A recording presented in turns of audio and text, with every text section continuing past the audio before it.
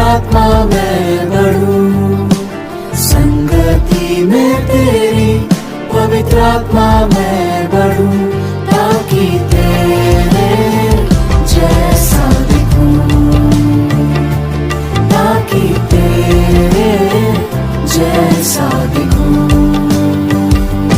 ताकि तेरे जैसा दिखूं।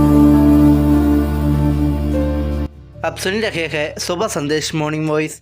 अब प्रफुल्ल दास जोशी अब्राहम आसाम से वजन से बांटा जाएगा। परमेश्वर का नाम की महिमा हो। मुझे सुनने वाला हर एक भाई बहनों को जल्दी आने वाला प्रभु यीशु मसीह का पावन और मीठा नाम में हमारा प्यार भरा नमस्कार। आइए आज का मनन के लिए हम लोग पढ़ेंगे इफिसियों का पत्री 4 अध्याय 7 से 11 पद तक। इफिसियों का पत्री 4 अध्याय 7 से 11 पद तक।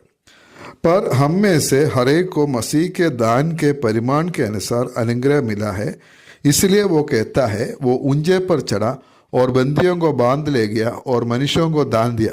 उसके चढ़ने से और क्या पाया जाता है, केवल एक ही वो पृथ्वी की निचली जगहों में उतरा भी था, और जो उतर गया ये वही है जो सारे आकाश से ऊपर चढ़ भी गया कि सब कुछ परिपूर्ण करे।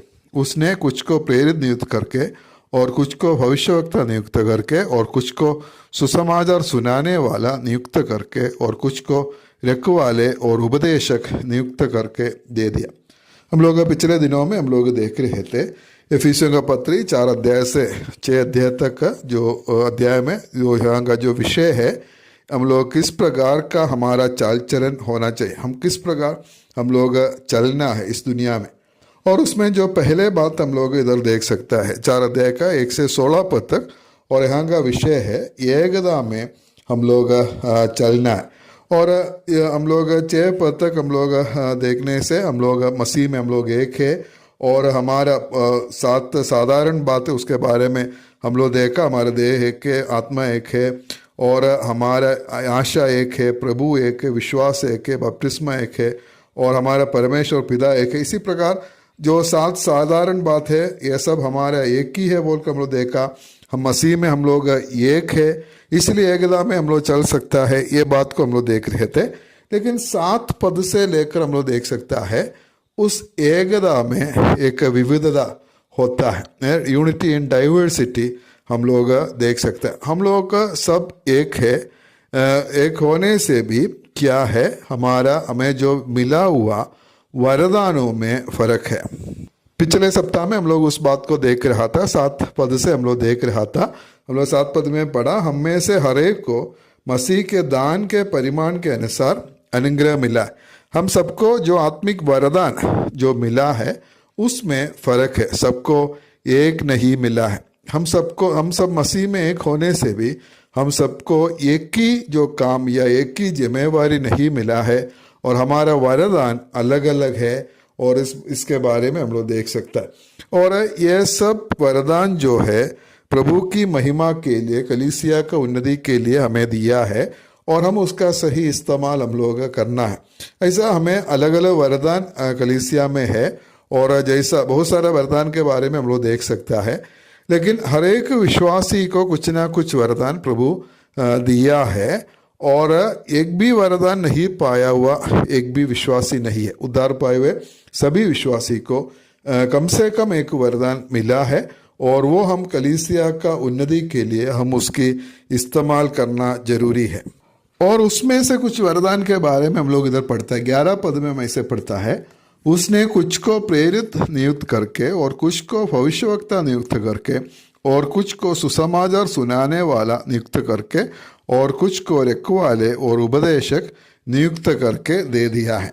इधर 5 प्रकार का जो वरदान मिले हुए लोगों के बारे में हम लोग देख सकता है। ये वरदान प्रभु ने दिया है, पवित्र आत्मा के द्वारा दिया है। इस बात को हम लोग 9 और 10 पद में हम लोग देख सकता है। और ये जो 5 वरदान जो है कलीसिया को अगुवाई करने के लिए, कलीसिया का नेतृत्व करने के लिए जो लोगों को प्रभु ने दिया हुआ जो वरदान है। वरदानों के बारे में हम लोग सीखने से हम लोग ये बात हम लोग समझना चाहिए, ये आत्मिक वरदान किसी का योग्यता या खूबी देखकर परमेश्वर नहीं देते हैं।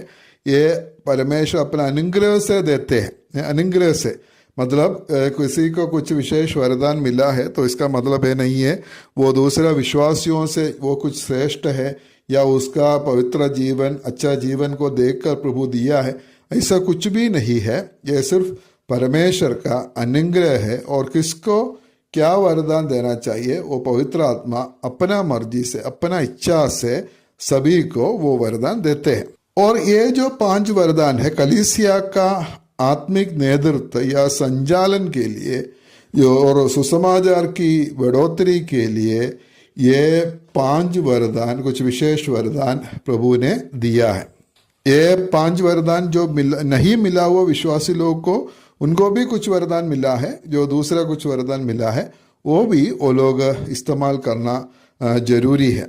और ये 5 तरह का लोग हैं जो कलीसिया में है, उनके बारे में हम लोग इधर देख सकते हैं। वो है प्रेरित है और भविष्यवक्ता, सुसमाचार सुनाने वाला, रखवाले और उपदेशक। ये सब 5 लोगों को हम लोग इधर देख सकता है। और उसमें जो इसमें जो पहला जो 2 वरदान प्रेरित और भविष्यवक्ता है, प्रेरिताई एक वरदान है और भविष्यवाणी करना वो एक वरदान है। और ये दोनों वरदान जो है आज कलीसिया में नहीं है, क्योंकि ये दोनों अस्थाई वरदानों में आते हैं। कुरिन्थियों का पहला पत्री 13 अध्याय हम लोग पढ़ने से उधर हम लोग देख सकते हैं कुछ ऐसा वरदान है जो अस्थाई वरदान है, वो मिट जाएगा बोलकर हम लोग उधर देख सकते हैं, मिट जाएगा या समाप्त होगा बोलकर हम लोग देख सकते हैं। मतलब वो कुछ ऐसा कुछ वरदान है कलीसिया का शुरुआत में प्रभु दिया था, लेकिन वो पूरा कलीसिया का समय नहीं जाएगा और बीच में वो मिट जाएगा या समाप्त हो जाएगा, ऐसा कुछ वरदान है। और उसमें आते हैं जो प्रेरिताई का वरदान, भविष्यवाणी करने का जो वरदान, और उसके साथ में जो है अन्य भाषाओं में बात करने का वरदान, चंगाई का वरदान, और इसी प्रकार जो और अद्भुत काम करने वाला जो वरदान, ऐसा अलग अलग प्रकार का जो वरदान होते हैं वो कलीसिया का शुरुआत में उसका जरूरी था, लेकिन उसके बाद में वो समाप्त हो गया। प्रभु का वचन इस प्रकार लिखित रूप में जब नहीं था, ऐसा हमारा जो पूरा बाइबल जो है इस प्रकार लिखित रूप पर जो पूरा नहीं हुआ था, उस समय कुछ विशेष वरदानों के द्वारा परमेश्वर जो बातें करते थे और डायरेक्ट परमेश्वर के वचन जो कुछ लोगों के द्वारा जो विश्वासियों को या लोगों तक पहुंचाते थे, और उसके लिए कुछ विशेष वरदानों का जरूरत है। लेकिन परमेश्वर के वचन जो पूरा रीति से उसका लिखित तौर पर जो हुआ है, जो कंप्लीट हो गया, हमारे पास में मिला है, उसके बाद में वो वरदानों का जरूरत नहीं है। और उसमें आते हैं जो ये प्रेरिताई का वरदान और भविष्यवाणी का जो वरदान है।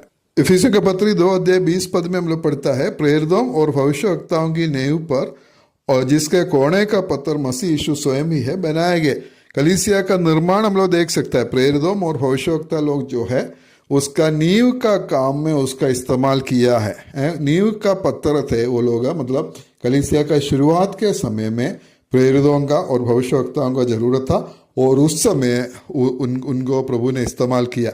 लेकिन नींव का काम समाप्त हो गया, अभी कलीसिया का निर्माण आगे बढ़ता है, तब प्रेरित और भविष्यवक्ता उसी प्रकार आज कलीसिया में नहीं है। लेकिन प्रेरितों और भविष्यवक्ताओं की नींव पर कलीसिया आज भी खड़े है और जो शिक्षा प्रेरितों और भविष्यवक्ताओं ने दिया है उस शिक्षा के आधार पर कलीसिया आज खड़े हैं।